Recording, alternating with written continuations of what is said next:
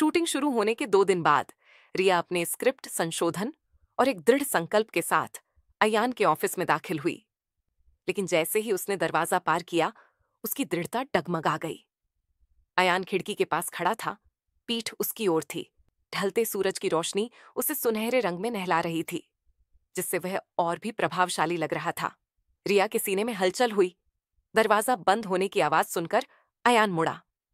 तुम आ गई।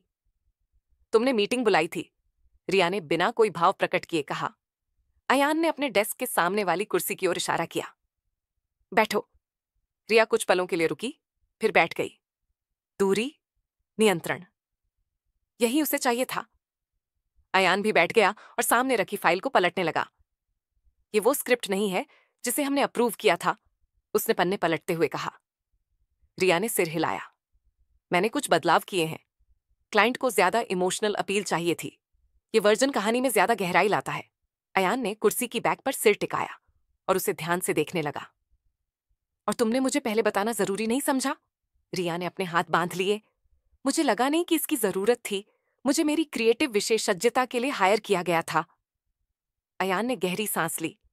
ये ऐसे नहीं चलता रिया। रिया उसकी टोन से तिलमिला गई। अच्छा, और ये कैसे चलता है अयान? क्या मुझे हर छोटा बड़ा फैसला तुमसे पूछकर लेना चाहिए, यहां तक कि वो भी जिनके लिए मुझे खास तौर पर रखा गया है? अयान ने फाइल बंद की। उसका जबड़ा कस गया। ये कंट्रोल की बात नहीं है, ये कम्युनिकेशन की बात है। हम एक टीम हैं। उसका दिल तेजी से धड़कने लगा। टीम? यह सुनकर उसे हंसी आई। 15 साल पहले तो तुम्हें कम्युनिकेशन की परवाह नहीं थी, उसके मुंह से निकल गया। अयान शांत हो गया। उसकी उंगलियां मेज पर हल्के हल्के थपथपाने लगीं। उसकी झुंझलाहट की पहचान थी। ऐसा मत करो, उसने धीरे से कहा। क्या? रिया ने चुनौती दी। बीते हुए कल को फिर से मत खींचो, जैसे इससे कुछ बदल जाएगा। रिया का दिल तेजी से धड़कने लगा। ये चीजें बदलता है अयान। कैसे? उसकी आवाज सधी हुई थी, लेकिन आंखों में एक अलग ही आग थी। रिया खड़ी हो गई। उसके हाथ मेज पर टिक गए। क्योंकि मैंने सालों ये सोचते हुए गुजारे कि तुमने अलविदा क्यों नहीं कहा। कमरा अचानक बहुत छोटा लगने लगा। अयान भी उठ खड़ा हुआ और उनके बीच की दूरी खत्म कर दी।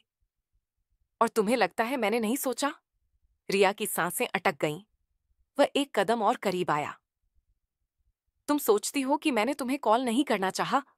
तुम सोचती हो कि मैंने तुम्हें बताना नहीं चाहा? वह अचानक रुक गया और अपने बालों में हाथ फेर लिया। खामोशी, गहरी घनी खामोशी। कुछ था जो कहे जाने के कगार पर था, लेकिन किसी ने नहीं कहा। अयान ने लंबी सांस ली और अपनी कुर्सी पर बैठ गया। भूल जाओ, बस काम पर ध्यान दो। रिया ने अपने हाथ भींच लिए। रिया ने झटके से अपने नोट्स उठाए। मैं तुम्हारी पसंद के अनुसार बदलाव कर दूंगी।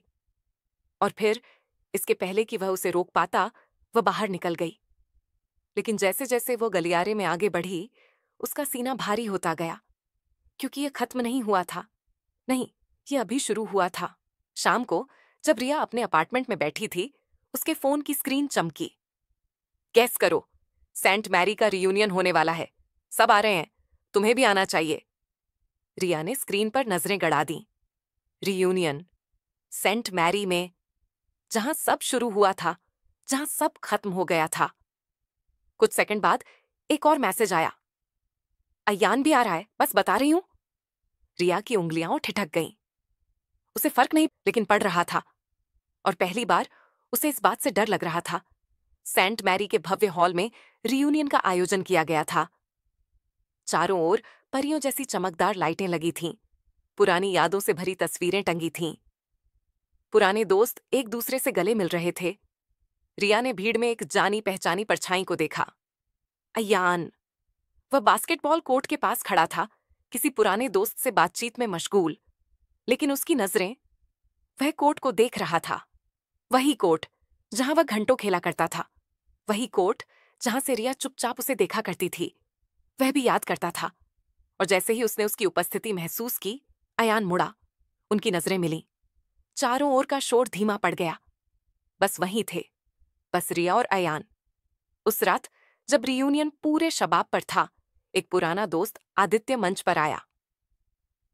मैं बस इतना कहना चाहता हूं, उसने मुस्कुराते हुए कहा, स्कूल के दिन बहुत मजेदार थे, लेकिन सबसे मजेदार चीज हमारे बास्केटबॉल स्टार को सालों तक एक लड़की पर क्रश रहते देखना, लेकिन कभी कुछ ना कहना। कमरा हंसी से गूंज उठा, लेकिन अयान जम गया। रिया चौंक गई। दूसरे दोस्त ने चुटकी ली, सच में अयान, तुम रिया पर फिदा थे, तुम तो बुरी तरह पड़ चुके थे। रिया सन्न रह गई। उसने अयान की ओर देखा, और अब उसे सच पता चल चुका था। 15 साल, 15 साल की अनकही बातें, और अब सब बदल चुका था।